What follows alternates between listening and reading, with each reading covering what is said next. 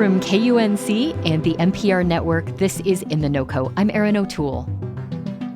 As many as 40% of the homes in some Colorado mountain resorts sit unoccupied for much of the year.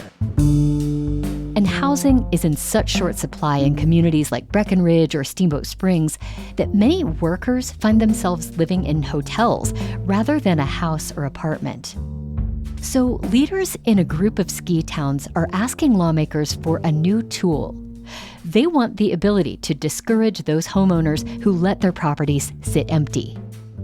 And one way they might do that is by taxing those unoccupied homes. Those taxes could then fund affordable housing programs. Jason Blevins has been covering this story for the Colorado Sun, and he's here to walk us through what this proposal could do. Jason, welcome. Hi, Erin. So let's start by establishing what the Colorado Association of Ski Towns, or CAST, is asking for here. What do they want from legislators? Yes, CAST is a 28-member organization, all ski towns, and they are asking Colorado lawmakers for some enabling legislation, which would give municipalities and counties the ability to go to voters and say, hey, could we have an empty home tax? There are no empty home taxes in the country so far, so this is a pretty unusual request, but it is a increasingly popular request.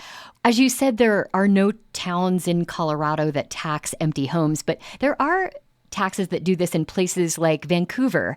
How do those places discourage letting homes sit empty? Yeah, everybody points to Vancouver over in British Columbia. They have a 3% annual tax rate on the assessed value of empty homes. And that launched in 2017, and it's raised some $140 million in revenue for affordable housing while reducing the number of vacant homes in that city by more than 50%. The idea there is they were seeing a lot of outside investors coming in and parking cash in, Vancouver apartments and condos and things like that. And they wanted to discourage that with an additional tax that would hopefully open those homes up to rentals and housing and actually have people living in them in the city.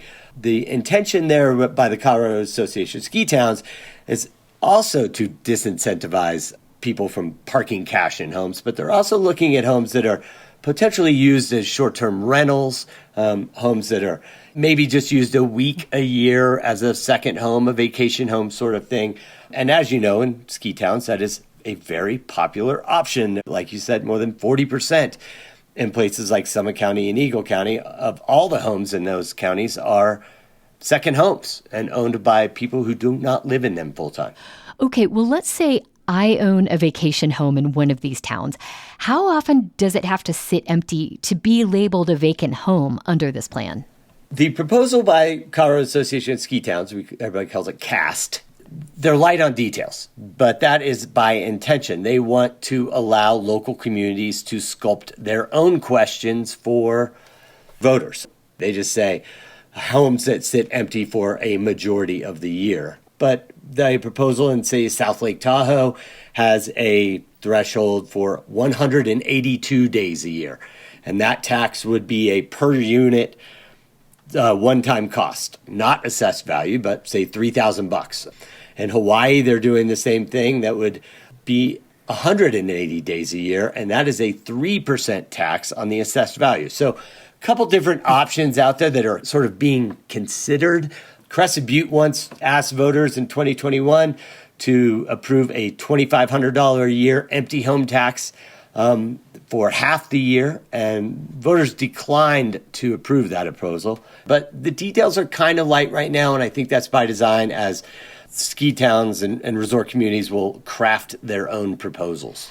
I want to kind of take a step back and talk about how we are here. Housing shortages and rising home prices are, of course, a huge challenge in mountain towns. Without getting too deep into it, how did these issues become so dire? Well, it's all kind of came at the pandemic. Obviously, ski townhomes have been pricey for a long, long time, but they got exceptionally pricey during the pandemic. Looking at some numbers from 2019 to 2022, prices more than doubled for a lot of homes. That's huge. It really is. It's quite a sizable increase. So that has sort of pinched the housing supply, and there hasn't been a lot of affordable housing construction in the previous decade. in these mountain communities. So they were kind of caught a little bit flat-footed with a critical lack of attainable housing for local workers while there were all these people buying new homes.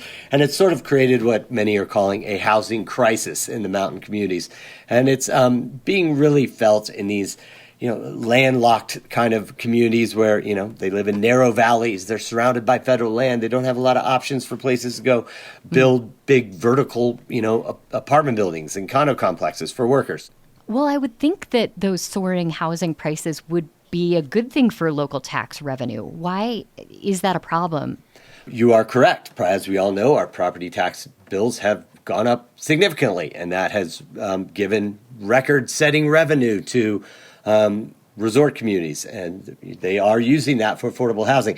There's a couple proposals on the November ballot, though, that could slow that property tax revenue generation, and that is causing some angst in these resort communities, right? They're saying, oh my gosh, we could see a significant downturn in our property tax collections. What else can we deploy to offset that downturn? And this is an example of that. And in fact, they are going for what they're calling a property tax transfer fee, so that they would be another piece of legislation they're asking Colorado lawmakers to support, and that would enable them to not need to go to voters, but just pass a fee on every real estate sale in their communities. Well, as far as this tax proposal goes, who opposes it and why? We haven't really seen it yet, but the Colorado Association of Ski Towns tried this real estate transfer fee proposal in previous years, and it didn't work. They got the legislation drafted, but it never really moved out of committee, and there was some concern of whether the governor would approve something like that. So again, there's a growing wariness, even in Colorado lawmakers, to impose too many taxes. But they certainly are looking at different ways to tax vacation homes and second homes. This is something that's been proposed over the years, and certainly increased during the pandemic. The owners of those homes tend to not like these taxes, as you can imagine.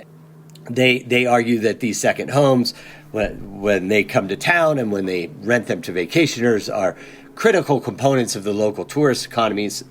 They are putting up tourists and hosting them in their vacation rentals, or when they come visit, they are going to restaurants and buying lift tickets and all the things. So it's a tough situation for sure. But it's just been exacerbated with this lack of housing out there right now. And these local communities are doing anything they can to find a way to generate more money for affordable housing. Jason Blevins is a reporter for the Colorado Sun. Jason, thanks so much for talking with me. Of course, Erin. Thank you. We'll share a link to Jason's reporting in our show notes. And before we get out of here today, I just want to remind you that we have a free weekly email newsletter you can sign up for. You get headlines and updates from the KUNC newsroom delivered to your inbox every week. Head to kunc.org to subscribe. And that's it for us today on In The NoCo. I'm Erin O'Toole. Thanks so much for listening.